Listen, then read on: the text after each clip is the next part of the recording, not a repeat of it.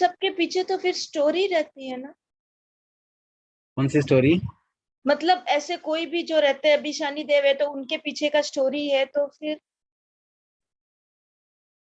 नहीं, स्टोरी से क्या मतलब है? एक तो देखिए वैदिक परंपरा की अलग कहानियां होगी, और एक जैन धर्म में कोई स्टोरी है क्या उसपे? नहीं, जैन धर्म का स्टोरी तो नहीं सुना है मैंने। हाँ, तो वैदिक परंपरा टोटल डिफरेंट है, मतलब उनकी मान्यताएं जैन धर्म की मान्यताओं से काफी भिन्नताएं लिए हुए हैं, अनेक बातों में बहुत भिन्नताएं मिलेगी। तो वो जीव चेंज होते हैं? नहीं देखिए, ये सब है ना, ग्रह नक्षत्र सूर्य चंद्र तारे आदि, ये जीव नहीं है। ये जीव अच्छा। है किसी अपेक्षा से, लेकिन जैसे जो हम ज्योतिष के देवों में पढ़ते हैं ना, वो उनके विमान के रूप में उनका नाम आता है वहां। हाँ। और ऐसे ये पृथ्वी का एक है। अच्छा जी। थैंक यू, जय जिनेन्द्र।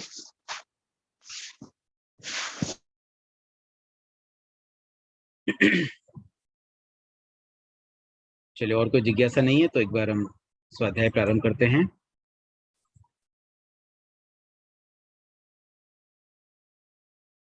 छठा चैप्टर है और उसका सूत्र है 14।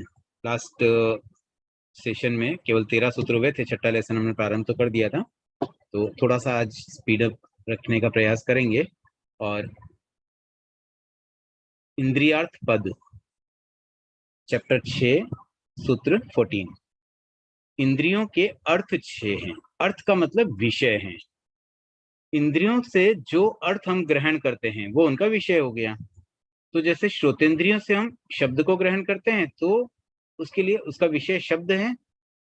अब विषय कह दो या अर्थ कह दो, तो श्रोतेंद्रिय का अर्थ हुआ शब्द। इसी प्रकार से चक्षुरेंद्रिय आंखों का रूप, घ्राणेन्द्रिय नाक से गंध, जिह्वेंद्रिय मतलब जीभ, उससे रस टेस्ट, और स्पर्शनेंद्रिय से स्पर्श, कुछ भी टच करके, टच सेंस से हमें जो पता चले, गर्म ठंडा आदि आदि। और एक दिया हुआ छठा नो इंद्रिय। नो इंद्रिय का मतलब दिया है मन। मतलब मन, नो इंद्रिय का मतलब होता है इंद्रियों जैसा। नो शब्द जब आता है ना, नो, जिसमें सिंगल मात्रा हो ऊपर, अगर दो मात्रा लग जाए तो 9 हो जाता है। 9, 9 जो अंक होता है, 9, 8, 9। और नो, खाली नो लगा है ना, मतलब एक ही मात्रा है, उसका अर्थ अलग होता है, उसको 9 नहीं समझना है हमें। नो इंद्रिय मतलब इंद्रियों के समान। तो मन जो है ना, एक्चुअली ऐसे तो 5 इंद्रियां हैं, लेकिन मन भी तो इंद्रियों जैसा ही है। कैसे इंद्रियों जैसा है? जैसे इंद्रियों के द्वारा हम कुछ सेंस करते हैं, जैसे आंखों से कोई चीज देखी, वैसे ही मन का भी अपना एक विषय है। और यहाँ मन का विषय दिया गया है श्रुत। श्रुत का मतलब जो श्रुत ज्ञान में श्रुत होता है वही श्रुत है। तो जो हमने पहले कभी किसी से सीखा, किसी से ग्रहण किया, वो श्रुत। तो जो पास्ट नॉलेज, वो मन में स्टोर रहता है। मन में हम जो भी चिंतन करते हैं ना, ये सब चिंतन भी based on our past knowledge होता है। जितना कुछ हमें पहले से पता हो, वही बातें, वही विकल्प मन में घूमते हैं। तो मेन रूप से मन का विषय श्रुत होता है। जैसे 5 इंद्रियों के 5 विषय, वैसे मन का विषय भी होता है श्रुत। संवरा संवर पद। संवरा संवर का मतलब होता है संवर प्लस असंवर, तो दोनों साथ में है, इसलिए संवरा संवर। संवर के 6 प्रकार है। सेम जो 5 इंद्रिय हैं उनके संवर हो गए, मतलब इंद्रियों पर कंट्रोल, संयम। आंखों से, अगर हम आंखों का संवर कैसे करेंगे कि कुछ हम न देखें, आईज क्लोज कर दो तो आंखों का संवर हो गया। इसी प्रकार से श्रोतेंद्रिय संवर कैसे होगा? हम न सुने कुछ भी, तो या तो कानों को हाथों से बंद कर दो, या फिर कान खुले हुए फिर भी हम संयम रखें कि कोई कुछ हो भी रहा है तो हम ध्यान न दें। कई बार ऐसा होता है, बच्चे एग्जाम में पढ़ाई करते हैं और बाहर कुछ आवाजें आती है। जो बच्चे इंटेलिजेंट होते हैं, जो जागरूक होते हैं, जो एकाग्रता से पढ़ सकते हैं, वे पढ़ाई में ध्यान रखते हैं, उन्हें पता ही नहीं चलता बाहर क्या आवाजें चल रही हैं। तो ये उनका श्रोतेंद्रिय संवर हुआ।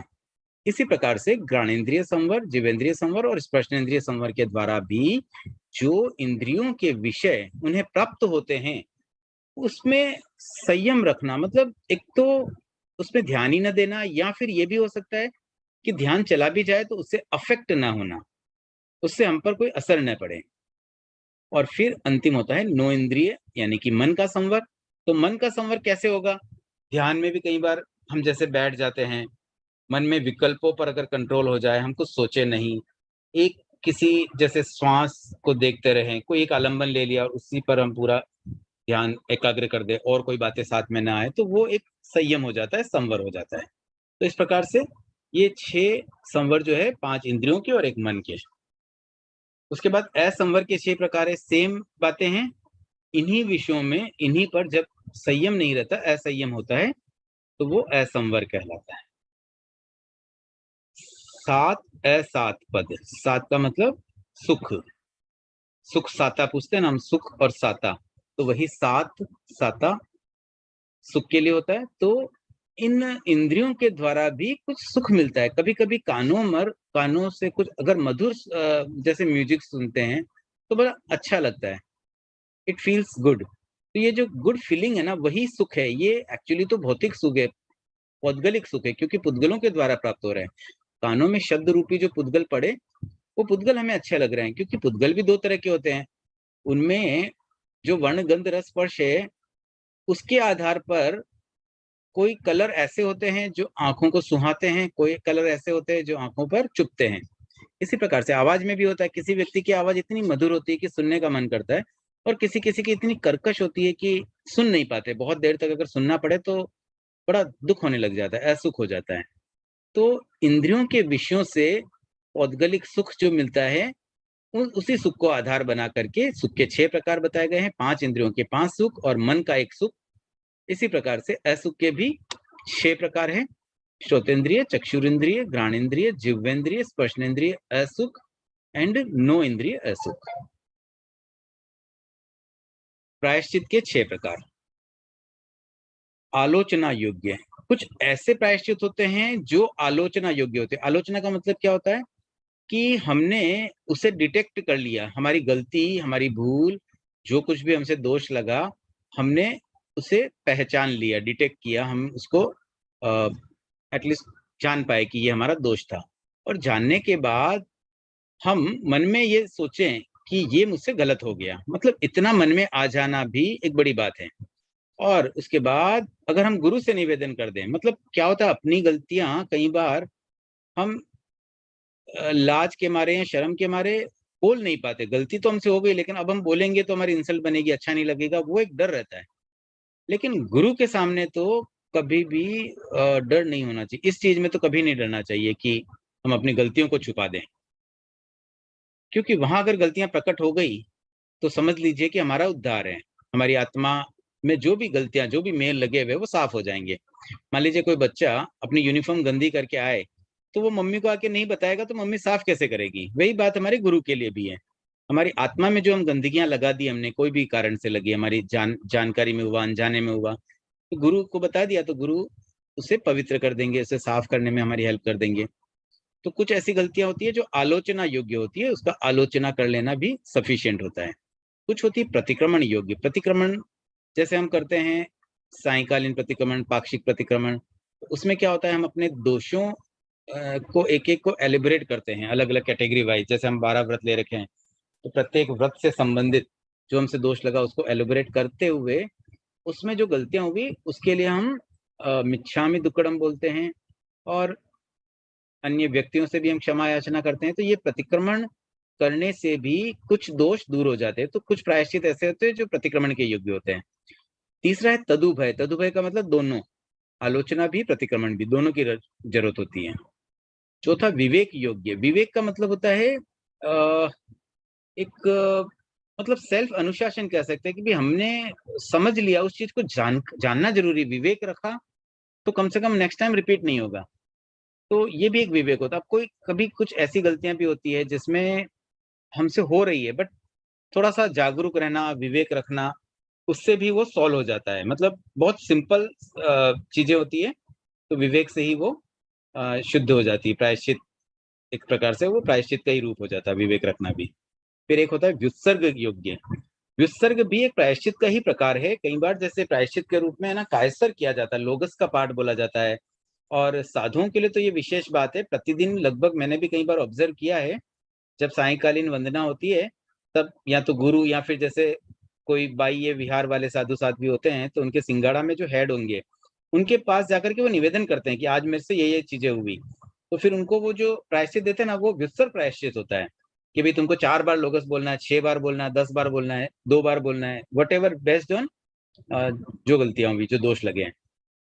और एक होता है तप योग्य, तप जिसके लिए प्रायश्चित के रूप में मिले कि भाई कोई दोष लगा है और प्रायश्चित के रूप में हमें उपवास करना है, बेला करना, तेला करना, एकाशन करना, इस तरह से तप के रूप में भी प्रायश्चित होते हैं। तो ये 6 प्रकार के प्रायश्चित होते हैं और किस तरह का दोष है उसके आधार पर ही होता है। अगर सिंपल है तो सामान्य बात से हो जाएगा और ज्यादा टफ है तो तप में भी अगेन कैटेगरी हो सकती है, कहीं तेले का तप हो सकता है, कहीं अठाई भी हो सकती है। तो ये प्रायश्चित के 6 प्रकार हुए हैं। उसके आगे मनुष्य पद, मनुष्य के 6 प्रकार। 6 प्रकार के मनुष्य कौन कौन से होते हैं? एक तो जम्बू द्वीप में उत्पन्न, दूसरे होते हैं धातकी खंड के पूर्वार्ध में, तीसरे होते हैं धातकी खंड के पश्चिमार्ध में। धातकी खंड के 2 पार्ट है ना, एक पूर्व में एक पश्चिम में। और फिर यही पुष्कर में अर्ध पुष्कर के पूर्वार्ध में, अर्ध पुष्कर के पश्चिमार्ध में, और अंतिम है अंतरद्वीप में। अंतरद्वीप भी हमने पढ़े थे ऑलरेडी। अंतरद्वीपों में तो काफी डिटेल में पढ़ा था कौन से अंतरद्वीप में किस तरह के मनुष्य होते हैं।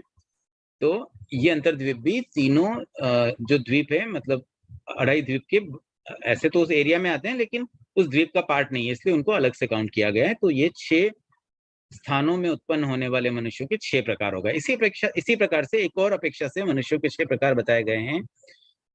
कर्म भूमि में उत्पन्न सम्मूर्छिम, फिर अकर्म भूमि में उत्पन्न सम्मूर्छिम, और अंतरद्वीप में उत्पन्न सम्मूर्छिम। मतलब 3 जगह हो गई, कर्म भूमि, अकर्म भूमि और अंतरद्वीप, और इन तीनों में उत्पन्न सम्मूर्छिम और इन तीनों में उत्पन्न गर्भज। इस तरह से 6 भेद हो गए मनुष्यों के।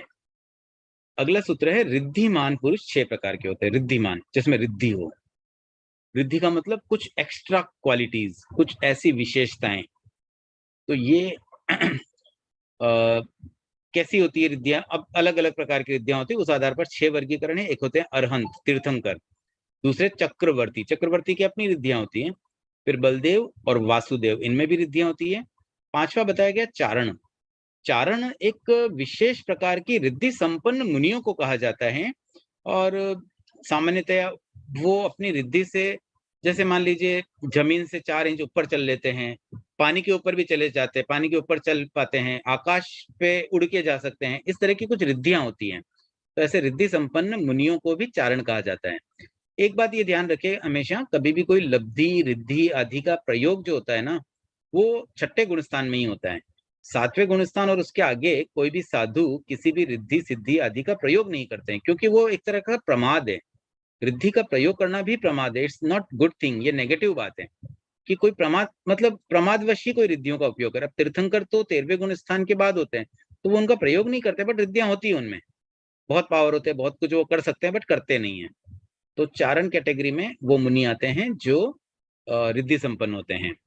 और 6 नंबर पर विद्याधर। विद्याधर मनुष्यों की एक कैटेगरी है जो रिद्धि संपन्न मनुष्य होते हैं। ये साधु नहीं होते हैं, गृहस्थ या इवन नॉन गृहस्थ भी हो सकते हैं, बट ये सामान्य मनुष्य होते हैं जिनमें भी स्पेशल रिद्धियां होती है, कुछ विद्याएं होती है, उसके द्वारा वो काफी कुछ चीजें कर सकते हैं।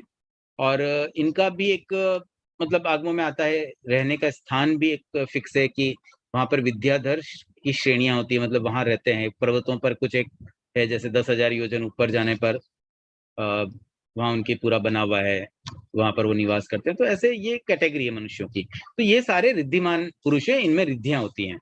अब उसके आगे जिनमें रिद्धि नहीं होती, अनरिद्धिमान। अनरिद्धिमान पुरुष 6 प्रकार के हैं। हेमवतज, हेमवत क्षेत्र में पैदा होने वाले। अब हेमवत क्षेत्र में जो भी पैदा होते हैं उनमें रिद्धि नहीं होती, वो नॉर्मल मनुष्य हैं।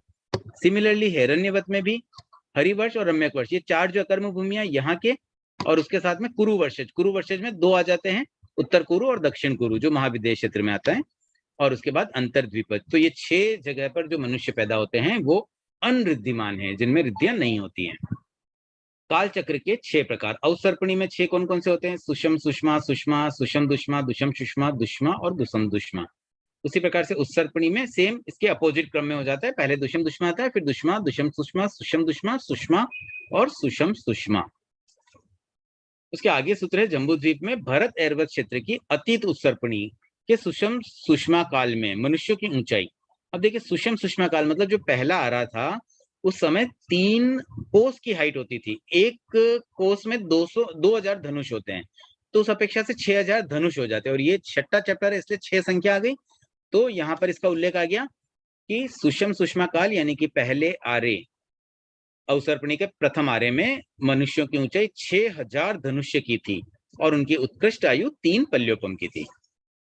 अब ये बात बताइए अतीत उत्सर्पणी की, जो उत्सर्पणी बीत चुकी है ना, उसकी बात है। उसके बाद अगेन भरत एरवत के वर्तमान अवसर्पणी का जो प्रथम आया था, उसमें भी वही बात है, सेम बात है। 6000 धनुष और उनकी ऊंचाई, ऊंचाई तो 6000 धनुष हो गई, मतलब 3 कोस, और आयु, एज 3 पल्योपम की, सेम बात है। और यही सेम बात आगामी उत्सर्पणी में जो अब जो उत्सर्पणी आने वाली है उसके सुषम सुषमा काल की है। अतीत में एक्चुअली उत्सर्पणी का उल्लेख था, मैंने शायद गलती से अवसर्पणी बोला होगा, मुझे ध्यान में नहीं आ रहा है। बट इससे पहले अभी वर्तमान में जो अवसर्पणी चल रहा है उससे पहले एक उत्सर्पणी गया था। उत्सर्पणी का अंतिम आरा प्रथम आरा, जिसको मैं प्रथम आरा बोल रहा हूँ, एक्चुअली उस उत्सर्पणी होगा तो वो अंतिम आरा हो जाएगा। तो पास्ट उत्सर्पणी का अंतिम आरा, वर्तमान अवसर्पणी का प्रथम आरा, और कमिंग आने वाली भविष्य की उत्सर्पणी का अगेन अंतिम आरा। ये तीनों आरों में सेम बात बताई गई, 6000 धनुष्य की ऊंचाई वाले मनुष्य और 3 पल्योपम की आयु। उसके बाद ये सेम बात है ना कुरुक्षेत्रों में भी होती है। देव कुरु और उत्तर कुरु, ये जो 2 कर्म भूमि है ना, वहां हमेशा पहले आर्य जैसी स्थिति रहती है। तो जहां प्रथम आर्य की स्थिति रहेगी वहां सब बातें वैसी मैच होती है। तो वहां के मनुष्य की ऊंचाई भी 6000 धनुष्य की है और उत्कृष्ट आयु जो है वो 3 पल्योपम की है। और ये सदा रहते हैं, मतलब अभी वर्तमान में भी वहां जो मनुष्य है वो इसी हाइट वाले हैं। और ये जम्बू द्वीप पर भी है। ये जो उत्तर कुरु देव कुरु है, ये सभी जगह देव कुरु मतलब मिडिल में महाविद्य क्षेत्र के बीच में होते हैं, मेरू पर्वत के दोनों तरफ, नॉर्थ एंड साउथ में। एंड सेम ऐसे ही मेरू पर्वत आगे धातकी खंड में भी है, फिर अर्ध पुष्कर में भी है। तो ऐसे 5 स्थानों पर ये सब चीजें मिलेगी। अभी बात आ रही खाली जम्बू द्वीप की, तो आगे धातकी खंड वाली अलग सूत्रों में आ जाएगी। तो आगे देखिए आया हुआ है, धातकी खंड के पूर्वार्ध पश्चिमार्ध, फिर अर्ध पुष्कर के पूर्वार्ध पश्चिमार्ध में भी मनुष्यों की ऊंचाई सूत्र 26 से 28 वत्त है। मतलब क्या हुआ, उन क्षेत्रों में भी जो बात जम्बूद्वीप के लिए एप्लीकेबल है वही बात धातकी खंड के पूर्वार्ध पश्चिमार्ध, पुष्कर अर्ध पुष्कर के पूर्वार्ध पश्चिमार्ध, चारों जगह पर भी एप्लीकेबल होगी। सेम बात है, 6000 धनुष्य की आयु और 3 पल्योपम की स्थिति है और होगी, दोनों बातें थी, है और होगी। उसके बाद है संहनन पद। संहनन, संहनन का मतलब क्या होता है, मजबूती कह सकते हैं, शरीर की मजबूती। और शरीर की मजबूती होती है हड्डियों से, अस्थियों से। तो अस्थियां कितनी मजबूत है, उनका फ्रेमिंग किस तरह से वो बनी हुई है, उस आधार पर किसी मनुष्य का या किसी जीव का संहनन तय होता है। तो ये जो संहनन 6 प्रकार के हैं। पहला जो है वज्र ऋषभ नाराज, ये सबसे मजबूत संहनन होता है। इसमें अस्थियां आपस में गूंथी भी होती है और गूंथने के बाद में भी उनको आपस में अगेन एक और नई उसमें कील जैसी एक अस्थि फिट करके इतना मजबूत कर दिया जाता है कि कोई इसे ऊपर से नीचे भी गिरा दे तो उसकी हड्डियां नहीं टूटेगी, उतना मजबूत उनका शरीर होता है। और एक बात और ध्यान रखने की है कि जितना मजबूत संहनन होता है उतना अच्छी साधना भी हो सकता है और उतना ही बुरा काम भी हो सकता है। मतलब 7वीं नारकी में जाने के लिए भी वज्र ऋषभ नाराज संहनन चाहिए और मोक्ष में जाने के लिए भी वज्र ऋषभ नाराज संहनन की आवश्यकता होती है। उसके बाद सेकंड कैटेगरी ऋषभ नाराज संहनन है, वो उसकी अपेक्षा पहले जो वज्र ऋषभ नाराज था उसकी अपेक्षा थोड़ा सा हल्का होता है, मतलब उसकी जो मजबूती है वो कम हो जाती है। फिर नाराज, इसके बाद अर्ध नाराज, किलिका और सेवार्थ, ये जो 6 संहनन है क्रमशः धीरे धीरे कमजोर होते हैं। सेवार्थ संहनन सबसे सिंपल होता है, इसमें हड्डियां आपस में जुड़ी हुई भी नहीं होती है। जैसे ये जो चींटी है, मकोड़े है, ये जो सिंपल लट आदि, इनका जो संहनन है ना वो सेवार्थ संहनन होता है। उनको नीचे भी गिरा दो ना तो उनकी हड्डियां कुछ होती ही नहीं, मतलब वो बस पड़ी हुई आपस में, हड्डियां है वहां पर लेकिन ऐसे कुछ मजबूती कुछ भी नहीं है। तो ये 6 प्रकार के संहनन होते हैं। उसके बाद 6 प्रकार के संस्थान भी होते हैं। समचतुरस्र, समचतुरस्र सबसे बढ़िया संस्थान है। इसमें ऐसा समझ लीजिए जो सबसे सुंदर शरीर की संरचना हो वो समचतुरस्र में आती है। इसमें क्या होता है कि शरीर का जो शेप है ना वो सब एक जैसा रहता है। मतलब मान लीजिए चेहरे का लंबाई, उसकी चौड़ाई, फिर हाथ की लंबाई, बॉडी का पूरा हाइट, चौड़ाई, लंबाई आदि सब प्रमाणोपेत होती है, मतलब जितनी होनी चाहिए उतनी होती है। एग्जैक्टली उसी तरह से कोई चीज बनेगा। जैसे कोई ड्राइंग करते हैं और उसमें एकदम प्रॉपरली सब ड्राइंग करें तो वो ड्राइंग कितनी सुंदर दिखेगी। और एक कोई हाथ लंबा कर दे, पैर छोटा बना दे तो ठीक है, छोटे बच्चे ऐसे बनाते हैं, लेकिन वो ड्राइंग और एक जो प्रॉपर प्रमाणोपेत में बनाई जाएगी उसमें जो अंतर होता है ना, वैसे ही ये समझ लीजिए कि जब शरीर बनता है, आज भी हम देखते हैं कई मनुष्य एकदम प्रॉपर शेप में होते हैं, और कुछ मनुष्य होते हैं ऐसे होते हैं जिनके है ना पैर तो बहुत लंबे हैं, बाकी बॉडी थोड़ी छोटी है, या फिर किसी का चेहरा बहुत बड़ा होता है, किसी का ऐसे मतलब बहुत चौड़ाई चौड़ाई ज्यादा होती है, सीना एकदम चौड़ा ज्यादा ही दिखता है। तो ऐसे अलग अलग टाइप की होती है। तो इस आधार पर 6 प्रकार के संस्थान होते हैं। समचतुरस्र में सब कुछ प्रमाणोपेत होता है। न्यग्रोधी परिमंडल में वट वृक्ष की तरह है। तना जैसे वट वृक्ष का जो मेन तना वो तो छोटा होता है, लेकिन ऊपर कितना बड़ा बड़ा होता है ना, ग्रीनरी जो पोर्शन है, वैसे ही इस प्रकार के संस्थान के शरीर में नीचे का जो पोर्शन है ना वो तो होता है छोटा, और ऊपर का पोर्शन होता है बड़ा। फिर तीसरा स्वाति, इसका एक और नाम है सादी भी बोलते हैं उसे, स्वाति या सादी। इस संस्थान में अपोजिट होता है। इसमें क्या होता है, नीचे का पोर्शन तो होता है बड़ा, मतलब पैर तो लंबे, और ऊपर वाला बॉडी, ऊपर का जो पार्ट है बॉडी का वो होता है छोटा। कुब्ज का मतलब होता है कुबड़ा, मतलब जिसके ना पीठ में बहुत ज्यादा उद्गलों का संचय होता है, पीठ थोड़ी ऐसी झुक करके फिर चलना पड़ता है। तो ये हो गया कुब्ज। फिर वामन, वामन का मतलब बोने। आज भी हम देखते हैं ना, जैसे सर्कस में होते हैं जोकर के रोल में, जो कम हाइट के व्यक्ति होते हैं, उनका पूरा प्रमाणोपेत नहीं हो पाता है, हर चीज छोटी छोटी रह जाती है, वो होते हैं वामन। और हुंड के अंदर कुछ भी अटपटा रहेगा, मतलब जो उटपटांग टाइप का शरीर होता है ना, जिसमें कोई भी चीज प्रमाणोपेत नहीं है। किसी का मतलब चेहरा तो लंबा है और हाथ चौड़े है और पैर एकदम अलग टाइप के, ऐसे जो उटपटांग शेप वाले होते हैं वो हुंड संस्थान के होते हैं। तो ऐसे ये 6 संस्थान भी ऊपर से नीचे के क्रम में, ऊपर वाला सबसे बढ़िया और नीचे वाला क्रमशः धीरे धीरे उनका मतलब प्रॉपर नहीं रहते, धीरे धीरे वो नेगेटिव की तरफ जा रहे हैं। उसके आगे एक बहुत महत्वपूर्ण पद है अनात्मवत और आत्मवत। अनात्मवत के लिए 6 स्थान, थोड़ा सा यहाँ आई थिंक रीड करने में क्लियर नहीं है, तो मैं पूरा रीड कर देता हूँ। अनात्मवाद के लिए 6 स्थान अहित, अशुभ, अक्षम, अनिश्रेयस तथा अनानु अनानुगायिकता, अशुभ अनुबंध के हेतु होते हैं। तो ये 6 चीजें ना अनात्मवान व्यक्ति के लिए अच्छे नहीं है, अशुभ है, नेगेटिव है। क्या है 6 बातें? पर्याय, पर्याय का मतलब अवस्था, दीक्षा में बड़ा होना, दीक्षा पर्याय में बड़ा, उसको पर्याय कहते हैं। परिवार, श्रुत, तप, लाभ और पूजा सत्कार। अब ये जो 6 चीजें मिलती है, देखो एक्चुअली तो दीक्षा में बड़ा होना भी एक अच्छी बात ही है। मतलब कोई व्यक्ति एक दीक्षा में बड़ा और कोई छोटा, तो नेचुरली वो अपने आप को एक अच्छी जगह समझेगा कि मैं तो बड़ा हूं, देखो वो तो मुझसे छोटा है। लेकिन ये चीज है ना अनात्मवाद के लिए अशुभ बन जाती है, अशुभ अनुबंध वाली बन जाती है, मतलब कर्म बांधने वाली बन जाती है, पाप कर्म का बंधन करने वाली बनती। कैसे, उसको हम समझते हैं। पहले हम अगला सूत्र पढ़ लेते हैं, उसके बाद इसको भी समझेंगे। आत्मवान के लिए यही 6 स्थान हित, शुभ,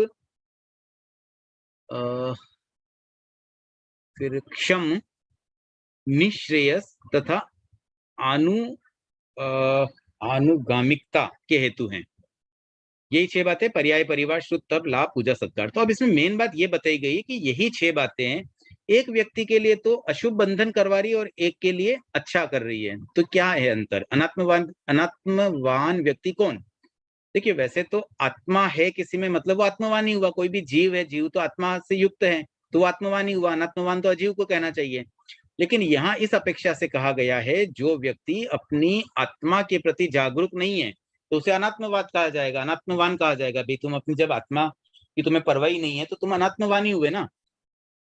तो वैसे व्यक्ति और जो आत्मवान व्यक्ति, उनमें अंतर क्या होता है? आत्मवान व्यक्ति अहंकार नहीं करते हैं, ममकार नहीं करते हैं। जिनमें अहंकार और ममकार बहुत कम हो या न हो, वो व्यक्ति आत्मवान कहलाएंगे।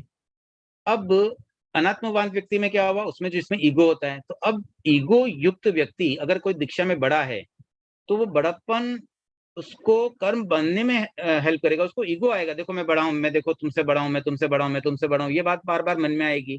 तो उससे क्या होगा? कर्मों का बंधन करेगा, कुछ विशेष फायदा नहीं है। इसी प्रकार से देखिए इसमें पूजा सत्कार की बात भी आ रही है। अब कोई व्यक्ति की पूजा सत्कार होती है, कई बार इवन गृहस्थों में भी ये चीज हो जाती है, सत्कार हो जाता है किसी भी अवसर पर, कोई भी हमें एक रेस्पेक्ट मिल जाता है, भी आप आइए, आपका सम्मान करते हैं, स्वागत करते हैं, सत्कार करते हैं। तो ये जो चीजें होती है ना, उससे अगर किसी व्यक्ति में ईगो आ जाता है तो वो है अनात्मवान, और उस व्यक्ति के लिए ये सब अच्छा नहीं है। और जिसमें ईगो न हो, वो उसके विकास का हेतु बनता है, इसलिए वो उसके लिए शुभ है। तो देखिए, एक ही क्रिया दो व्यक्ति के लिए अलग अलग रिजल्ट दे सकती है। मेन बात भाव कैसे हैं। अगर कोई अपने भावों में अहंकार नहीं नहीं लाता है तो फिर ये सब अच्छा है। श्रुत भी अच्छा है। देखिए, श्रुत खराब नहीं है। कुछ व्यक्ति का भी ज्यादा पढ़ लेंगे तो ईगो आ जाएगा, तो ईगो आना गलत है ना, श्रुत पढ़ना थोड़ी गलत है। तो पढ़ना, श्रुत को जानना, तप करना, ये सब तो अच्छी बातें हैं, लेकिन अगर इसके साथ अहंकार न करें तब तो ये अच्छी तरह से रह पाएंगे। आज देखिए, तपस्या में भी बहुत जागरूकता चाहिए। तप करते हैं ना तो कई बार अहंकार आ जाता है। देखो मैंने अठई की है, देखो मैंने मास खमन किया है या वर्षी तप किया है। और कहीं जाते हैं, अगर रेस्पेक्ट नहीं मिले, हमें पीछे भी बिठा दे तो मन में आ जाता है, अरे ऐसे कैसे, मैंने तो वर्षी तप किया, मुझे पीछे बिठा दिया, आगे तक जगह नहीं दी। तो अगर ईगो है तो तप नहीं करना बेटर है, क्योंकि तप किया और अहंकार है तो वो तो और अशुभ अनुबंध करने वाला बन जाएगा। तो हमें बस एक ही बात का ध्यान रखना है कि इन सब परिस्थितियों में हमें अहंकार नहीं लाना चाहिए। चाहे हमने कुछ सीख लिया, थोड़ा बहुत ज्ञान आ गया, तो उसमें अहंकार न करें। तो ये हमारे लिए विकास का मार्ग, मतलब विकास का मार्ग खोलेगी। हम आगे बढ़ पाएंगे, हमारी आत्मा का कल्याण हो पाएगा। और अहंकार के कारण से, इन्हीं कारणों से व्यक्ति और पतन की तरफ चला जाता है।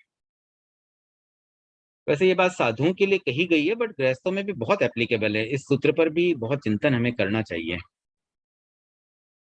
इसके आगे है, जाति से आर्य मनुष्य 6 प्रकार के होते हैं।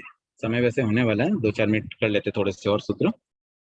अब देखिए, जाति और कुल, दो बातें आती हैं। जाति मतलब होता है मातृक पक्ष, माता से संबंधित, मम्मी साइड का, ननिहाल साइड का वो जो पक्ष होता है ना, वो उसका जो सरनेम होता है वो जाति कहलाती है। और पापा या जो अपने पेरेंटल साइड का, पेरेंटल नहीं सॉरी, एक तो होता है मैटरनल और एक पैटर्नल। तो पैटर्नल साइड का जो होता है वो कुल कहलाता है। तो अब यहाँ पर 6 जातियों की बात है। ये 6 जातियां कुछ फेमस रही होगी, तो उनके यहाँ पर नामोल्लेख है। थोड़ा क्लियर नहीं है, तो हो सकता है नई पीडीएफ मिल जाए एक बार। मैं यहाँ से, मैं भी शायद क्लियर पढ़ नहीं पा रहा हूँ, बट 6 नाम यहाँ कुछ दिए हुए हैं।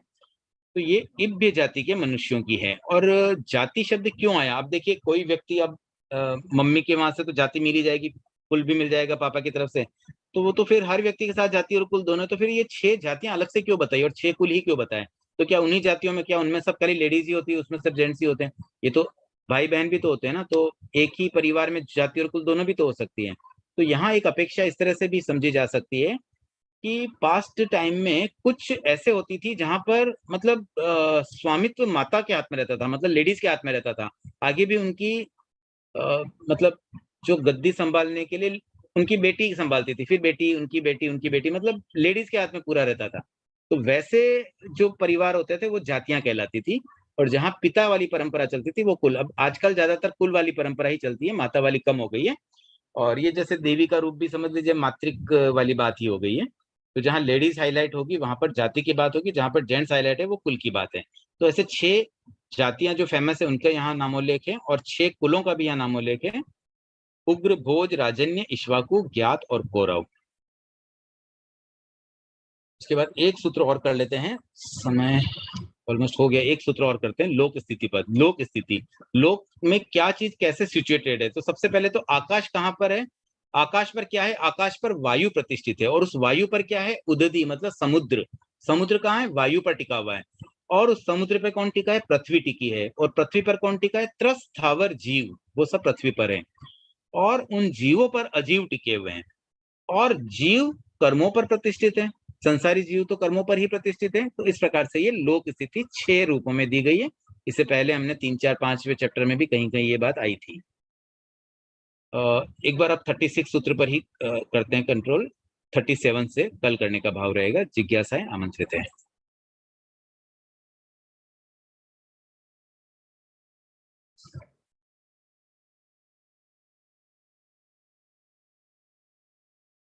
हाँ कंचन जी। ये 9 इंद्रिय सुख दुख क्या होते हैं? 9 इंद्रिय का मतलब इंद्रिय जैसा मन के लिए कहा जाता है। मन का पर्यायवाची समझ लीजिए 9 इंद्रिय। अच्छा, मन से जो सुख दुख का अनुभूति होता है वो। हाँ, 9 इंद्रिय शब्द आ रहा है, मतलब उसको आप मन से रिप्लेस कर सकते हैं। अच्छा, और ऐसे शाब्दिक अर्थ होता है इंद्रिय जैसा। और वर्तमान में संगठन और संस्थान क्या, क्या कौन से होते हैं, कुछ पता है? अभी देखिए पंचम वर्तमान काल में आई थिंक फिफ्थ और मतलब लास्ट दो संहनन मनुष्यों में तो देखिए संभवतया अंतिम संहनन तो होता है इन सब में असंगी जीवों में, द्विन्द्रिय, त्रिइंद्रिय, चतुरिंद्रिय एंड हाँ। मतलब विकलेंद्रिय में तो यही होता है। बाकी जो पंचेंद्रिय जीव है उसमें वैसे 6 ही संस्थान हो सकते हैं। वर्तमान में एग्जैक्टली शुरू के संस्थान अभी अवेलेबल नहीं है, जैसे प्रथम 3 तो अभी उपलब्ध नहीं, शायद अंतिम 3 होने चाहिए वर्तमान में जी। पर मुझे एकदम श्योर नहीं है अभी वर्तमान में कौन कौन से उपलब्ध है। लेकिन इतना है कि जो प्रथम वाले वज्र, ऋषभ नाराज आदि ये संहनन तो आज के समय में उपलब्ध नहीं है इस क्षेत्र में। ऐसे ही संगठन का भी, संस्थान का भी समझना चाहिए। नहीं, संस्थान का अलग रहता है। संस्थान तो आज भी वैसे मिल जाते हैं, संस्थान 6 उपलब्ध हैं आज भी। सम चतुरस्र संस्थान वाले मनुष्य भी आज हमें देखने को मिलेंगे जो प्रॉपर शेप में होते हैं। जी, धन्यवाद। जय जिनेन्द्र। हाँ जय जिनेन्द्र। सर मेरी भी वही जिज्ञासा थी सहनन और संस्थान की। सहनन अपना किलिका है अथवा सेवार्थ है? देखिए सेवार्थ तो जो लास्ट वाला है ना वो तो नहीं होता हमें, क्योंकि हमारी हड्डियां तो जुड़ी हुई है। लास्ट संहनन में तो हड्डियां बिल्कुल लूज रहती है, जुड़ी हुई भी नहीं होती, वो तो विकलेंद्रिय का होता है। वैसा संहनन तो पॉसिबल नहीं है इस समय। तो शायद अंतिम जो आ रहा है ना उसके किलिका। अंत में शायद रहता होगा। अभी 5वें आ रहे में शायद सेकंड 2 होने चाहिए, सेकंड लास्ट और थर्ड लास्ट। और संस्थान वामन अथवा होम, जैसे आपने संस्थान सभी हो सकते हैं। संस्थान तो आज हम देखते हैं ना, हर तरह के व्यक्ति मिलते हैं। Thank you sir. हाँ संगीता जी। अरे मतलब मैंने ना कर्मकांड पढ़ा है ना, उसमें ना हमको बताया है कि जो अपना जो संस्थान होता है वो सेवार्थ होता है, और जो ये सब होती है ना विकलेंद्रिय, उसमें है ना संस्थान नहीं होते क्योंकि उनमें हड्डियां ही नहीं होती है, ऐसा बताया गया है। मतलब द्विन्द्रिय, त्रिइंद्रिय, अपनी चतुरिंद्रिय किसी हड्डियां में नहीं होता है संहनन? नहीं, संस्थान नहीं होते क्योंकि उनमें हड्डियां होती ही नहीं है। नहीं, संस्थान तो देखिए शेप के लिए होता है, यहाँ संहनन की बात चल रही है ना। हाँ, सेवार्थ वो की लिखा जो तो हड्डियां, संहनन हाँ है। सॉरी, हाँ हाँ सहनन, सॉरी, सहनन उनमें नहीं होता है क्योंकि उनमें चलिए अगर हड्डियां ही ऐसा नहीं है तो होती मैं है। एक बार और इस पे थोड़ा सा रिसर्च करके थोड़ा पढ़ के फिर से हम इस पे एक बार चर्चा कर लेंगे। क्योंकि बट अपनी मेरे ध्यान हड्डियां, में तो यही है कि अंतिम तो नहीं होना चाहिए, क्योंकि उसमें तो बिल्कुल भी हड्डियां खाली पास पास में रखी हुई होती, मतलब वो चिपकी हुई भी नहीं रहती। अब जैसे हमारा तो हाँ हाथ हम मोड़ रहे हैं नहीं ना तो मुड़ता है ना, उसमें नहीं, हड्डी तो कहीं तो जॉइंट है। अपनी हड्डियां जॉइंट नहीं है। अपनी हड्डियां खाली है ना, ऐसे ना दोनों से टच है, एकदम जॉइंट नहीं है, ऐसा बताया चलिए इस गया पे है। थोड़ा सा मैं मतलब मेरी धारणा को मैं सही कर दूंगा। अगर कुछ होगा रॉन्ग ध्यान में तो आपने बात बताइए, तो मैं ध्यान में रख के इस पे थोड़ा सा और पढ़ लूंगा।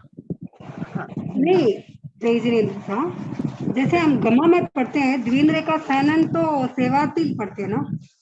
हाँ वही, मेरे तो यही ध्यान में, लेकिन इन्होंने बताया है तो एक बार पुनः उसको समझ लेंगे। पृथ्वी काय के भी सेवार्थी आता है और विकलेंद्र के भी सेवार्थी आता है। जी और एक बार इस पे चर्चा कर लेंगे। थोड़ा सा मैं अपनी तरफ से और क्लियर कर लेता हूँ। मतलब मेरे ध्यान में भी यही बात है, लेकिन एक ध्यान में होना और कोई बात किसी की गलत धारणा न बैठ जाए, इसलिए थोड़ा सा बुक्स से वापस रेफर कर लेना ठीक रहता है। गमा में ऐसा ही है, जो तत्व विद्या का गमा चल रहा है ना, इसमें तो सेवार्थी बता रहा है विकलेंद्र के। जी मैं समझ गया आपकी बात। दो अलग अलग बातें आई है तो थोड़ा सा कंफ्यूजन है, तो एक बार इसको फिर से, क्योंकि उन्होंने भी कोई बुक के आधार पे बात बताई थी। अभी इससे पहले किसने कही थी बात? संगीता जी ने। हाँ संगीता जी, एक बार आप फिर से अगर कुछ कहना चाहे तो। हम देखिए चर्चा ही कर रहे हैं वैसे तो, आप फिर से बोलिए कुछ, कविता जी ने जो बात कही थी।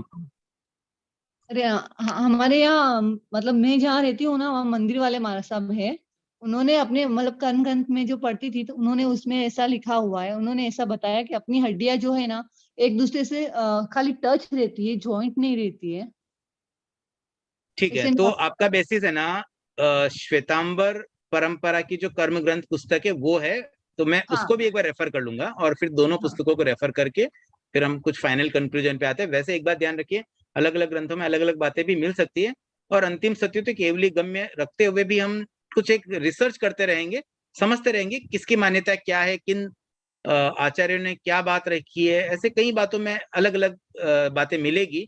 तो हमें सबकी बातों को समझने की कोशिश करनी चाहिए कि किस आधार पर किसने क्या कहा होगा। और जैन धर्म में तो वैसे भी अनेकांतवाद है, अपेक्षा के आधार पर अलग अलग बातें कही जाती है। तो किस अपेक्षा से क्या बातें हैं, थोड़ा और समझने का प्रयास करेंगे। एक विषय मिल गया, थोड़ा रिसर्च कर लेते हैं। कर्म ग्रंथ वर्सेज आगम। संभवतया कई कई जगह पर कर्म ग्रंथ की मान्यता और आगम की मान्यता में बहुत फर्क भी मिलता है, और कई बातें बहुत सेम भी होती है। तो इस बारे में भी क्या है वो थोड़ा समझ लेंगे।